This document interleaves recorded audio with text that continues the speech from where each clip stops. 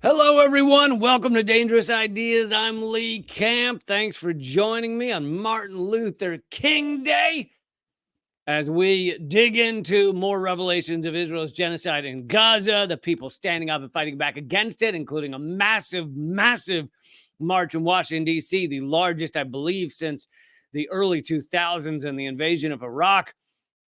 We'll be getting into that. We'll be getting into the death of a U.S. journalist by the Ukrainian authorities that the U.S. government don't give a shit about.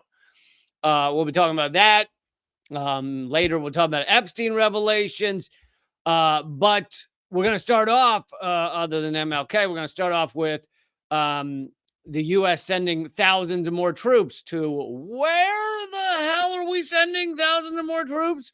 Because the U.S. is committing war around the world. So you never really know. It's always a surprise. Isn't that fun? You just get out a map and you're like, where the hell are we sending troops?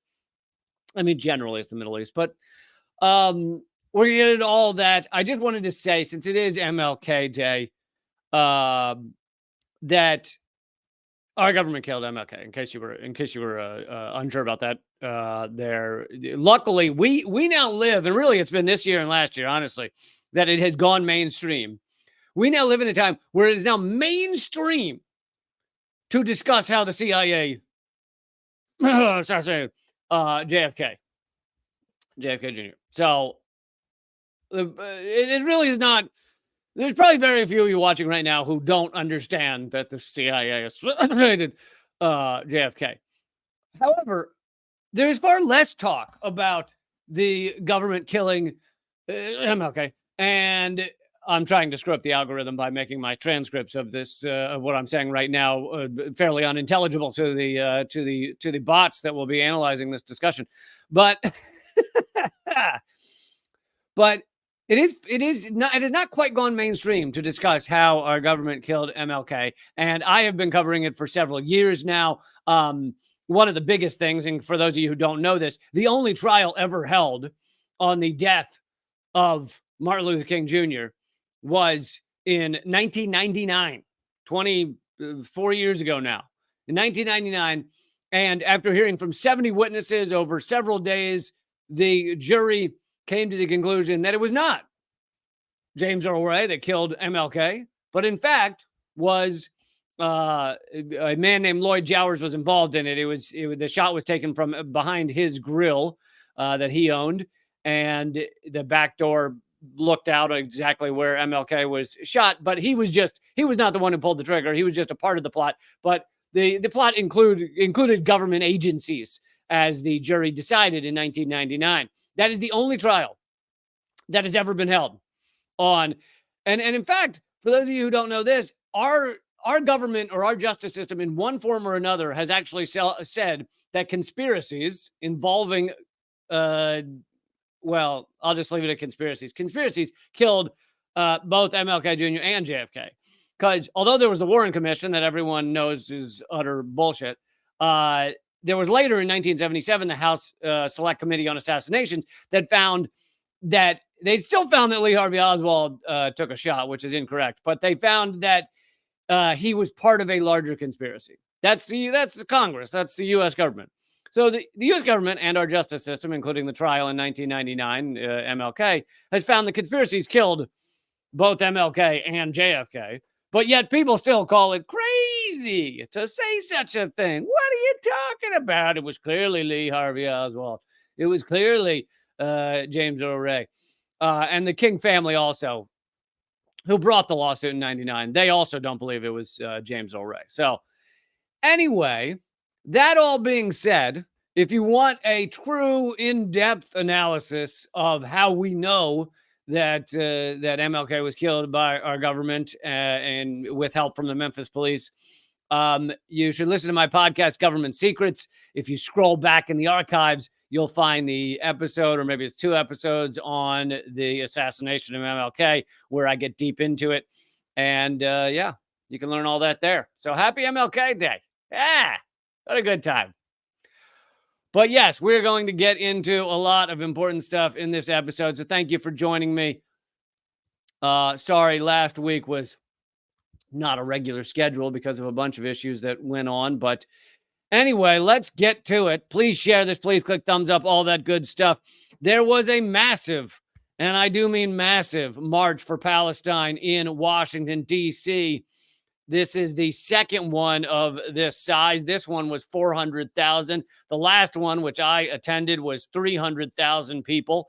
These are obviously estimates. You can't know exactly how many people attend these things, especially when people will often show up for an hour and then different groups will show up for the next hour, etc. So it's a changing group of people. But here is some sped up footage of the hundreds of thousands that were in Washington, D.C., protesting this genocide, trying to end this genocide, trying to get our government to stop facilitating this genocide and sending weapons which are rained down on children. Over 10,000 children have been murdered in just 3 months. Over 23,000 people have been murdered in just 3 months. 70% of those are women and children in just 3 months. All but 3 hospitals are inoperable, thanks to the Israeli military.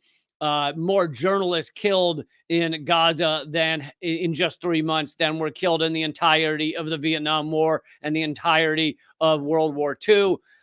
More UN workers have been killed in Gaza than any conflict ever. All of that's gone on, and yet some countries on the global stage still refuse to stand up against this genocide and say this is okay. This will not be done in our names. We will not allow the blood on our hands. And they continue to support this genocide. Here's a sped up version of the coverage of these hundreds of thousands that marched in Washington, D.C. If you were there, thank you for lending your voice and your body to fight against this. Someone is saying in the chat that they never get an alert to the fact that I've gone live, which is par for the course. I am suppressed in many different ways, one of them being simply not telling people that I'm going live. Well, here's how you remedy that. I go live with very few exceptions. Last week was an exception. Very few exceptions. I go live 4 days a week, Monday, Tuesday, Thursday, Friday. Only skipping Wednesday. Monday, Tuesday, Thursday, Friday at 3 p.m. Eastern, noon Pacific. So even without the alert, please show up at 3 p.m. Eastern, noon Pacific. If you want to see the live streams 4 days a week, I would really love to have you here all the time. But the other thing you need to do, even though they often don't send out emails, but is click the bell icon. That's on both Rumble and YouTube. The bell icon is the only way that you will get notified. Some of you are saying you got notified, which is good to hear. Okay, so there is more footage of the hundreds of thousands that were at the march in Washington.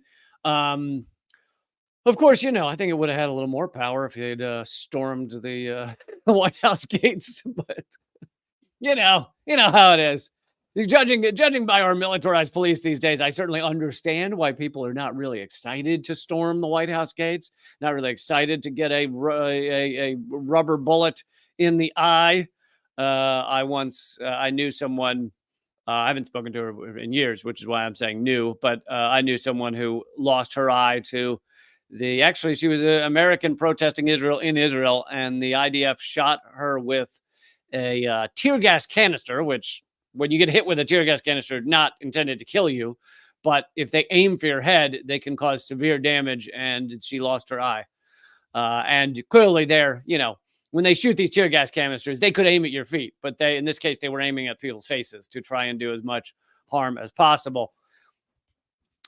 Okay, so someone saying there's a New York march today. I did not realize that, or I would have announced it. But if that's true, please, those of you in New York, check out the New York March for Gaza, for Palestine today. Okay, I'm going to get to where the U.S. has just sent thousands of more troops. I'm going to cover that first, and then, they're all connected, so it's not really that distant from the topic. But then we'll get into more updates on the case for genocide against Israel. As I said, later in the show, I'll be getting to the U.S. journalist that was murdered by Ukraine, and the U.S. government doesn't seem to care at all that Ukraine is murdering U.S. journalists. But okay, let's get to this. The U.S. has just announced that the U.S. government will be sending 1,500 more troops to Syria and Iraq. To Syria and Iraq. Keep in mind, these are two countries where, A, we have not declared war with them, especially not recently. B, we're not even claiming that we're invading them, right? Iraq announced again that they were telling all U.S. troops to leave, and yet the U.S. is sending more troops there. This is the second or third time that the Iraqi government has tried to say the U.S. must leave, and we just say, no, and we're sending more in. But then Syria, clearly we are invading Syria because we've used the term own. We own a third of Syria. We have stolen a third of Syria. I did more coverage on that and exactly why just a couple of weeks ago. Now, it's been a long time that we've supposedly owned a third of Syria. It's been well over a year. Maybe it's been like 3 years or something. But and thank you, Mo99 for the $10 donation on Rumble. Truly appreciate those super chat donations. That's part of what keeps this show going. But we've invaded Syria as of several years ago, and we continue to steal a third of Syria, which is mainly their oil-producing regions, both so we can steal oil, although, as I've made the point that stealing the oil is not that big a thing for us. I mean, yes, we steal oil, but that's not the reason. We're there because in order to strip Syria of all their power and in the region and make sure they can't be a strong force going outside the petrodollar. But anyway, to read from the article, the U.S. is set to send 1,500 soldiers to Syria and Iraq, ostensibly in order to join the fight against ISIS. CBS Philadelphia reports on January 14th. You notice we could just say, our government could just say, we're fighting ISIS, and they could just do whatever the hell they want. It's to stop ISIS. That's why we're bombing the moon. We're stopping ISIS. The soldiers will be sent from the New Jersey Army National Guard, which I always love when they say they're sending them from the National Guard, because a lot of the Americans that I've met who sign up for the National Guard do it because they think that means they won't be deployed to these insane wars we've created overseas. They're like, don't worry, I'm in the National Guard. And then they're like, we'll be sending the National Guard to Iraq. Anyway, the soldiers sent from the New Jersey Army National Guard in its largest deployment of soldiers to the area since 2008. Because I don't know about you, but if you're an American right now, your top of your list of concerns around the world, if you just think of geopolitics, what's going on everywhere around the world, top of your list, every American is like, we need to fight more in Syria, right? Everybody's thinking that. If you just go to a coffee shop and you're like, I'll have a coffee, and the cashier always goes, we need to send more troops to Syria, right? That's what we're all talking about. Everything for the past minute has been sarcasm. Nobody in America, and really nobody around the world except for government officials, want to send more troops to Syria, more U.S. troops to Syria. Nobody, there's not even an American who even is keeping up with what's going on in Syria. If you tell your average American that we still are occupying a third of Syria, they would be like, what? Like, Syria hasn't even been in our news in 3 years. The deployment of troops to Syria and Iraq falls under Operation Inherent Resolve, the U.S. military campaign against the Islamic State across Iraq, Libya, and Syria, which calls for combating ISIS. Oh, God, this ISIS, it's just a gift that keeps on giving, isn't it? This ISIS propaganda shit. I'm not saying that ISIS hasn't done some bad shit, but most of it was a while ago. Most of it was at least for a time funded and armed by the United States. And so I'm not saying there aren't bad dudes in the group that have done some horrific shit, but the real reason we're using it, we got to battle ISIS, is to just do anything we want in the region, whatever it is, owning a third of Syria being part of it. To combat ISIS and defending U.S. bases against resistance groups in the region. Within the latter half of 2023, the U.S. sent a wave of 2,500 soldiers to Syria and deployed over 900 soldiers to Iraq.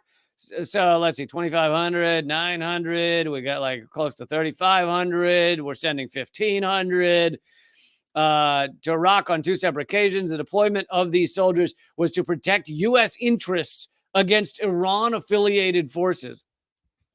The other propaganda trick they're using here, which many of you may have caught, is to protect, quote unquote, U.S. interests. Now, if you're an average American and you just hear that and it just flown around the conversation, or you see people debating on CNN and they say, we're going to protect U.S. interests, your average American goes, great, that's a good idea. Let's protect U.S. interests. I like that idea.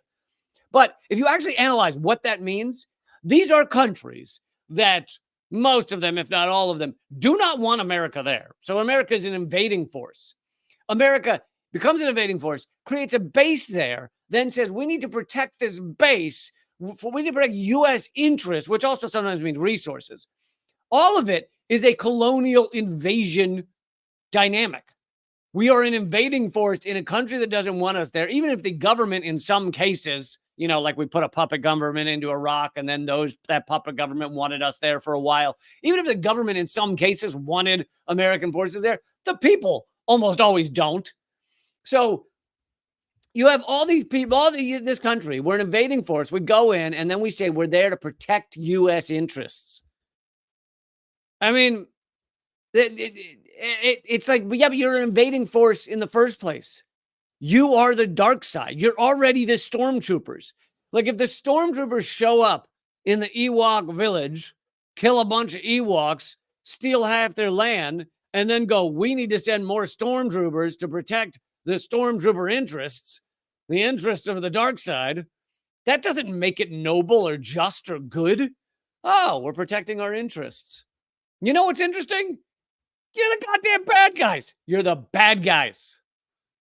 You're the dark side, assholes. According to the U.S. State Department, ISIS attacks in Syria have decreased by 68% and 80%, maybe because we stopped funding them as much, in Iraq when comparing to 2023 and 2022. So the point from that sentence is that we claim we're sending these troops to Iraq and Syria to fight ISIS right now, and yet the number of ISIS attacks has actually gone down. So fewer ISIS attacks, we're sending more troops to combat them. What does that tell you? It tells you the ISIS bullshit is a lie. It is a lie to get you to think this is a good idea. The real reason is because the region, the U.S. control of the region is unraveling largely because of Israel's genocide against Gaza. That is getting many nations to decide to step up. There have been many attacks on U.S. bases. There have been attacks on U.S. quote-unquote interests, meaning the ships in the sea that were headed to Israel. The Houthis are attacking Israeli aligned or connected ships. And they're doing this to try and stop genocide. That's why they started doing it. And so now the U.S. is sending more troops to the region to be ready for these conflict situations that we and Israel have created. We created this situation by committing genocide, and now we're like, we got to send some troops. But we can't say that. We can't say we're sending troops to Syria to deal with the fact that Israel is committing genocide. We can't say that. So the U.S. government says, we're fighting ISIS. We got to go get the ISIS again. It's a bunch of ISIS stuff. To maintain the dominance of the collective West over the region, the immediate hurdle is overcoming the influences of Iran and Russia. This is why the occupation of roughly a third of Syrian territory. Now, before I finish that, let me just say, when it says influences of Iran and Russia, in many cases, these are, yes, Russia does have influence in Syria, but guess what? Syria invited Russia in to help protect them against U.S. forces and forces trying to bring down their government. Now, you can talk about how Assad's a dick, or you can talk about how you don't like Russia. Fine. But there is a difference between an invading force like the U.S. and an invited force like Russia. As there is a difference in the countries where the U.S. has been invited there. Now, many times it's invited by a puppet government that we installed, but still, U.S. has been invited there versus a country where the U.S. is not invited there, like Syria. Anyway, this is why the occupation of roughly a third of Syrian territory by the U.S. and its proxies, along with the imposition of deadly sanctions on Damascus, has become crucial in undermining the strength of the adversaries. And I like that they mentioned the sanctions on Syria, because that is the true deadliest. I mean, that is the deadliest weapon that the U.S. has been using. Yes, the U.S. has invaded and, as our Pentagon says, owns a third of Syria. Trump proudly said it was to steal the oil, or we're stealing the oil. But the thing that has killed the most Syrians out of battle and everything else has been U.S. sanctions, has been the U.S. stopping Syria from being able to get all of the things that make life possible. 94%, according to the UN, 94%, meaning almost all of Syria is underneath the poverty line, struggling to be able to survive, struggling to find food for their families, hungry, dying from preventable diseases on a daily basis. All of that is by design. That is not accidental. The U.S. is, and you know, there's an easy argument, but a debatable argument to make that the U.S. is committing genocide against Syria. I mean, when you put sanctions on Syria that puts 94% of the people into poverty and they don't know where food or gasoline is coming from, and they're dying from preventable diseases, then you're trying to kill those people. So I think that's a fair argument to make. Now, the argument about Israel committing genocide, which we're getting to in a moment, the argument for that is far easier to make because it's like every aspect of genocide you could ever come up with is what Israel is doing. Anyway, I just wanted to give you all that. And they said the U.S. military presence, I want to read this line again, reached about 45,000 as of October 2023 in the region of Iraq, Syria, etc. 45,000 people, 45,000 military troops in that region. And oh, no, we're not an invading force. We're not an empire. We just have 45,000 troops in that area to continue to invade that region. I mean, it really is amazing that none of this is in the news. I mean, the only thing of this entire article that is in the news is the fact that we're sending 1,500 more troops. But even that is like a blip. And even that, they don't talk about really why we're sending the troops. They just say fighting ISIS. And the 45,000 that are there, even before these 1,500 more, never spoken about in our media. Essentially never. Just incredible that they can cover up the destruction and the invasion of U.S. forces on a daily basis. And I found this, I actually did not know this. I found this really fascinating. Think about what I just said, the story I just brought you, and put it next to this. Joe Biden's case that waging war without Congress is an impeachable offense. This was what Joe Biden was saying in 2013, that waging war without the consent of Congress is impeachable. That's what Joe Biden was saying in 2013. And he didn't just say it like a slip up, like old crazy Joe, randomly said at the end of one speech, he said, we have to get Putin out of office, which was admitting the U.S. Was creating a proxy war in Ukraine in order to try and bring down Putin. There was basically an admission of that, and they had to walk it back and say, oh, no, he didn't mean that at all. This was not that. This was him saying it over and over, a position he held for years as a U.S. senator, and he even taught it during lectures as separation of powers. Now, this is something that you and I probably know of, that Congress is supposed to declare war. That's one of the biggest powers Congress is supposed to have in order to have separation of powers. The U.S. doesn't do that anymore. The president never asked Congress to declare war. We haven't declared war since, I think, Korea. And technically, we're still at war with North Korea. We haven't declared war since Korea. So we don't do that anymore. So Congress kind of backed up and said, well, we're not going to declare war anymore, but we'll still control the purse strings. We'll still decide whether military weaponry gets to these regions to allow for U.S. war in these regions. But now, with Israel and a few other instances, Congress isn't even doing that anymore, because the weapons that Biden has been sending to Israel have gone around Congress. So here is Biden in 2013 acting like this is how the U.S. government should work. Don't declare war. Don't go to war unless Congress okays it. And here he is not going to Congress for anything, not going to Congress for declaring war, not going to Congress for the sending weapons to Israel. to continue to commit genocide, not going to Congress to declare war in Ukraine, not going to Congress. They did go to Congress for some of the weaponry to go to Ukraine, the $100 billion, mostly of weaponry going to Ukraine. He went to Congress for some of that, but even within that, a lot of it was secretive. Anyway, isn't it nice to know just how much of a hypocrite Joe Biden, hypocrite, yeah, hippocratic, just how much of a hypocrite Joe Biden is. Most of us know that about our U.S. politicians, but that's kind of an impressive level of hypocrisy. Okay, let's get to Chris Hedges, my man, Chris Hedges. By the way, everyone, click thumbs up, click share. And just real quick, I do have a Linktree page. Hey, that should be on the screen. Where the hell is... There it is. Linktree.com/Lee Camp. That's all my stuff there. And on it, I've just added something new, which is the playlist for my new show with Breakthrough News, America Inc.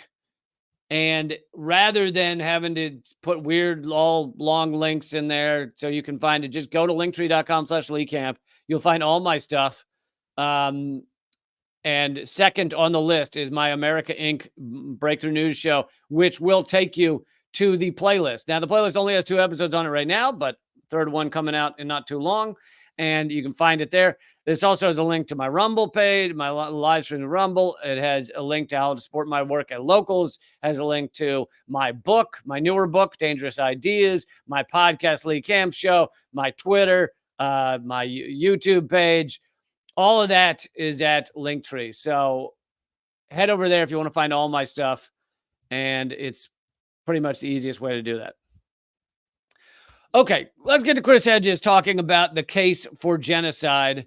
And as I said, coming up, we have Epstein revelations. We also have Ukraine murdering a U.S. journalist and the U.S. government not caring, nor U.S. media caring. Anyway, here is Chris Hedges' latest article, The Case for Genocide. And he does great work, as always. And I just wanted to read you a few points on this case for genocide. The exhaustive 84-page brief submitted by South Africa to the International Court of Justice, the ICJ, charging Israel with genocide is hard to refute. As I've been bringing you for many weeks now, Israel's campaign of indiscriminate killing, wholesale destruction of infrastructure, including housing, hospitals, and water treatment plants, along with its use of starvation as a weapon, accompanied by genocidal rhetoric, which I've brought you a lot of that from their higher political and military leaders who speak of destroying Gaza and ethnically cleansing the 2.3 million Palestinians, makes a strong case against Israel for genocide. But that does not mean the judges on the court will rule in South Africa's favor. The pressure the U.S. will bring, Secretary of State Anthony Blinken has called South Africa charges meritless. Right. On the judges, the pressure the U.S. is bringing on the judges, drawn from the members of the UN, will be intense. A ruling of genocide is a stain that Israel, which weaponizes the Holocaust to justify its genocide, would find hard to remove. A ruling by the court could be years away, however. That's an important point that not a lot of people are talking about. This ruling won't come down for years.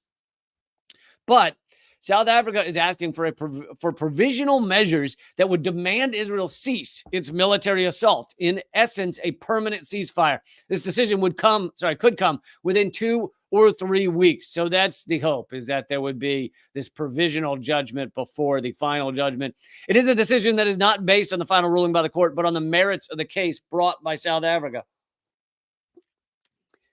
It will be determined by genocidal intent, the intent to eradicate in whole or in part a national, ethnic, racial, or religious group as defined in the Genocide Convention. The South African lawyers who compared Israel's crimes with those carried out by the apartheid regime in South Africa, remember that, showed the court a video of Israeli soldiers celebrating and calling for the death of Palestinians. They said these soldiers were singing that there are no uninvolved civilians, which includes babies. That shows genocidal intent. They provided the court with photos of mass graves where bodies were buried, often unidentified. No one, including newborns, are spared. Israeli leaders accuse Hamas with carrying out genocide, right? That's so, and I want to bring up this point because this is a good way to debate someone. If you're arguing with someone about Israel and they try and say to you, it's Hamas committing genocide against Israel, or Hamas wants to commit genocide against Israel, they just don't have big enough guns, and so it's them that want genocide. Here is part of your response in that case. Israeli leaders accuse Hamas with carrying out genocide, although legally, if you are the victims of genocide, you are not permitted or able to commit genocide. So if you're the victim of genocide, then you can't be accused of committing genocide. Hamas is also not a state, which Israel has fought against for decades to allow Palestinians to have a state. Hamas is not a state. It is not, therefore, party to the Genocide Convention. The Hague, for this reason, has no jurisdiction over the organization because, and this is such an important point legally, it may not be an important point beyond, like once you get into just people and where we live and things like that, but legally, it's a very important point that Gaza is, the Palestinian people are already, they're the occupied people.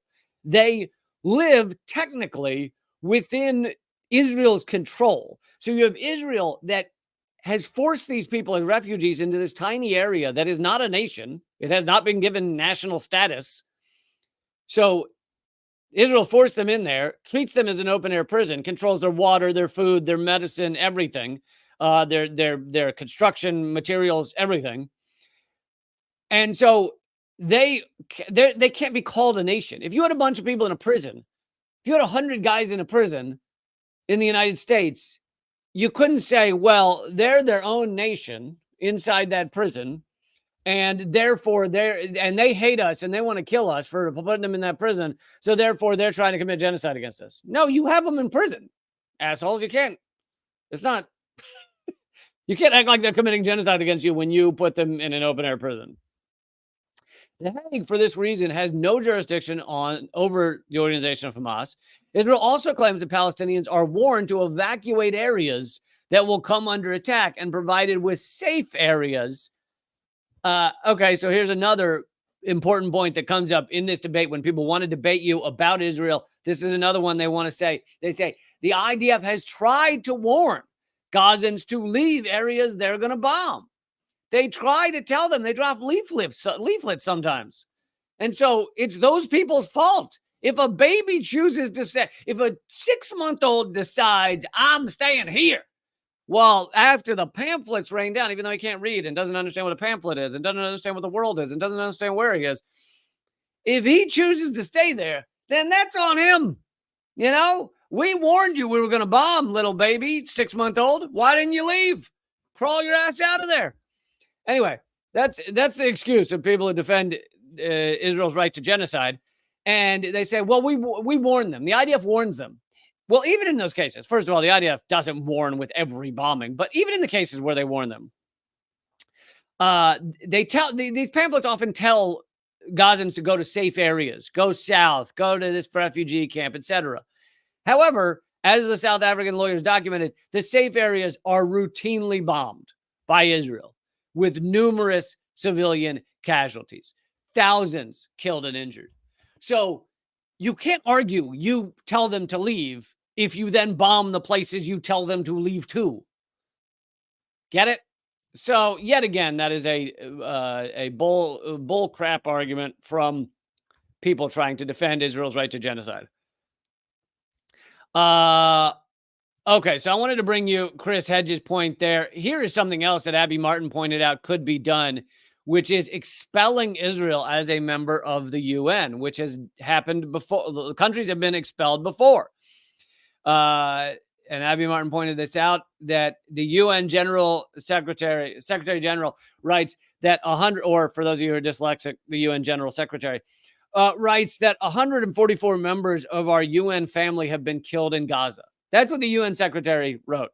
144 members of our UN family have been killed in Gaza, because the UN refuses to say that Israel's doing this killing of their employees, of their people. Instead, they just say have been killed, like it was, it was the what was the monster called in Stranger Things? It was the dude from the Upside Down, from the other side. Anyway, that thing that looked like the Little Shop of Horrors plant. He ate the people and the UN workers, and there's a Little Shop of Horrors plant that just goes around eating all the UN workers. Who knows who killed? They refuse to say the word Israel. Is the point?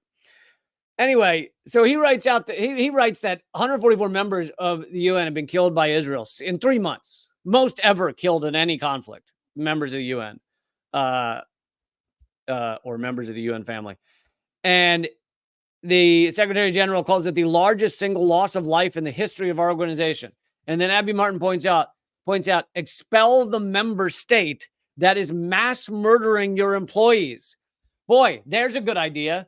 Get rid of the state that is murdering all your employees. Wow, mind blown. What an idea. What an idea. Expelling the country from the UN that chooses to murder all your employees. That is just a brilliant idea, isn't it? Wow. Good idea, Abby. I can't, you really are the only person who has come up with this. The UN could never come up with stopping Israel from murdering all their employees. And there's a history of this, actually, with an apartheid state. The South Africa. South Africa was expelled in 1976.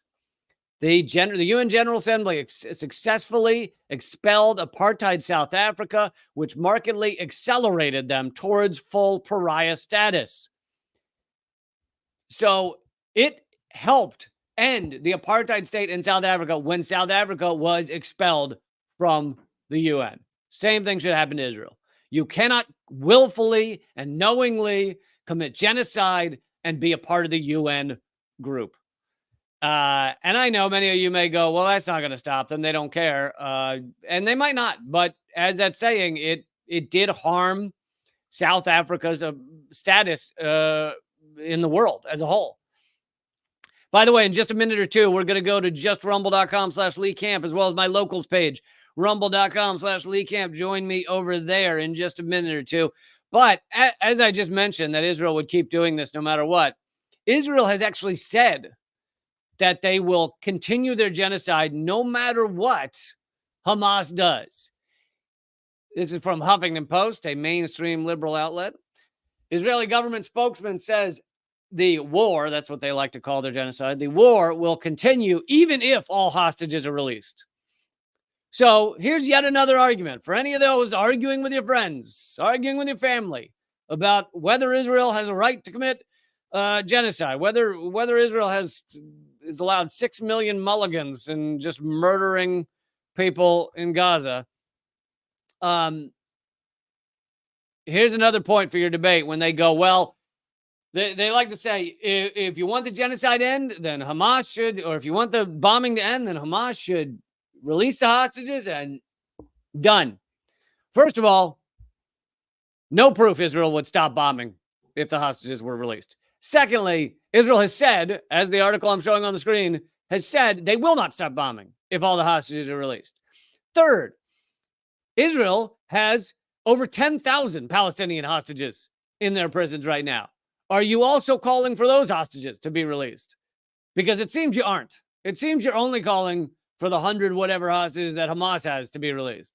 So now I might discuss with you longer if you're willing to say over 10,000 people that Israel's holding in their prisons as hostages, almost all of which had not been convicted in a fair court hearing, and almost all of which, sorry, not almost all of which, but some of which are children. Over 10,000 hostages Israel's holding in their prisons, and that's not counting the open air prison of Gaza, of course. So there's another aspect. And number four, the Israeli military has a directive called the Hannibal Directive. I've covered it a lot, saying that when someone's taken hostage, kill the hostage takers, and kill anyone around. That's their directive. And they used it on October 7th, which is why so many of those killed on October 7th were killed by the IDF. Because their directive was just go murder everyone and anyone. Because the idea being that it's worse to have a hostage taken than it is to kill the hostage and the hostage takers and everyone around. That's the idea. Now, of course, it didn't work. There's still hostages. But and you can look it up. It's called the Hannibal Directive. Initially, it was only intended for if a soldier is taken. If a Israeli soldier is taken, then just kill the soldier and the hostage takers. But on October 7th and further, go up to now, it's being used for even civilian hostages. So that's how you blow up the entire argument that if Hamas released the hostages, it would all this bombing would end. Simply not true. Here's a quick list of the countries supporting. Now, again, this list is not those who are just staying out of it, not identifying whether they support it or not. But here's a list of countries that are supporting South Africa's claims of genocide against Israel, publicly supporting, saying it out loud. Here's the list. Bolivia, and I might give up because it's a long list. Halfway. Bolivia, Belgium, the Maldives, Venezuela, Namibia, Afghanistan, Albania, Azerbaijan, Bahrain, Bangladesh, Benin, the United Arab Emirates, Brunei, Burkina Faso, Algeria, Djibouti, Chad, Indonesia, Morocco, the Ivory Coast, which, all right, I'll come back to how we pronounce names in a second. The Ivory Coast, Palestine, Gabon. Or wait, no, you call it Gabon because they don't like the French influence, right? I don't know.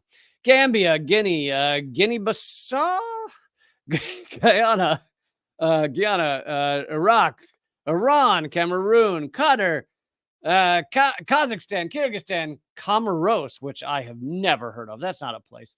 Kuwait, Libya, Lebanon, the Maldives again. Wow, they're really outspoken about it. They're on there twice. Malaysia, Mali, Egypt, Mauritania, Mozambique, Niger, Nigeria, Uzbekistan. Oh, yeah, Niger is now pronounced Niger because they don't like the French influence either.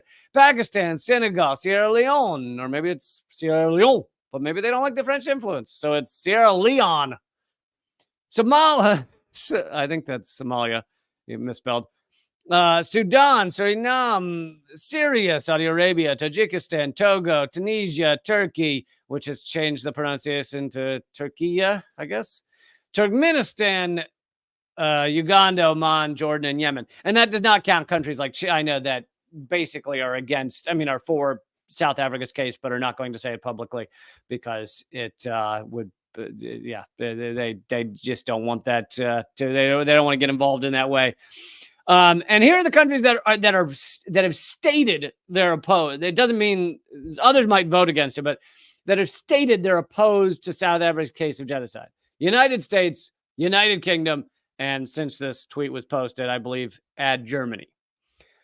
United States, United Kingdom, and Germany have said they're opposed to this genocide case. Of course, the Germany one is kind of ironic because here they are again supporting genocide, this time perpetrated by Israeli Jews. Again, not all Jews are Israeli. Israel is not all Jews. I need to make that very clear. I'm an anti-Zionist Jew. We do exist. We do exist. There's millions of us around the world. Anyway, so Germany yet again in the position where they're supporting genocide. Amazing, Germany. You really are setting a record here of just perpetrating and supporting genocides. Good for you, buddies. Way to be consistent, Germany. Way to be consistent. I mean, so is the U.S. We've perpetrated and committed countless genocides. Anyway. I just wanted to go back real quick, and then we're going to justrumble.com/LeeCamp and my locals page. About the pronunciation of these names. Why is it? Now, I know I got some of them wrong, but when you define the wrong of pronouncing a country name, with some of these names, we've just decided, oh, no, you pronounce it the Americanized or the English, the Anglicanized way or whatever. Like, nobody really expects an American to walk around saying Paris. Like, if you say Paris, then the person looks at you and goes, you mean Paris. So some of these we've just established. We're doing this. We know they say Paris over there. We're in it for Paris. Like, some of them we just have said, this is what's happening. With other ones, people get angry at you if you don't pronounce it the way it's said in that country. The Niger debate. There's plenty of these. I noticed that the Ivory Coast is, at least on this list, is written down as Côte d'Ivoire or I don't even know how you pronounce that, but obviously it's French for the Ivory Coast, but they don't want to be called the Ivory Coast. They'd rather be called the Cote d'Ivoire. So, but like, why is it with some of these? We're just like, no, we have decided this is how it is. Another one like famous tennis player, number 2 in the world, who was number 1 in the world, Carlos Alcaraz, right? Almost everybody, including all the announcers, pronounce his name as Alcaraz. He pronounces his name as Alcaraz, right? Because it's the what is it? What's the term for the when Spanish has the th sound? I took Spanish in high school, but I forget. Anyway, he says his name is Carlos Alcaraz, but none of us, like none of the American announcers or anything, walk around saying Alcaraz. We've just decided, yeah, we'll try and pronounce your name up to a point. We're not doing the th thing. Sorry, this is a dumb riff, but it annoys me because, of course, when I pronounce these things, half of you say I've got it wrong, and it's like, well, it depends, you know. Sometimes we act like we're trying, sometimes we don't. All right, let's get into the U.S. journalist Gonzalo Lira, who has been murdered by Ukraine, by the Ukrainian government, and the U.S. media, U.S. government does not care at all. I will get into those details at rumble.com/LeeCamp. Join me over there, and my locals page, rumble.com/LeeCamp. We will also be getting into Jeffrey Epstein's latest revelations, well, about him and the child pedophilia ring he had going.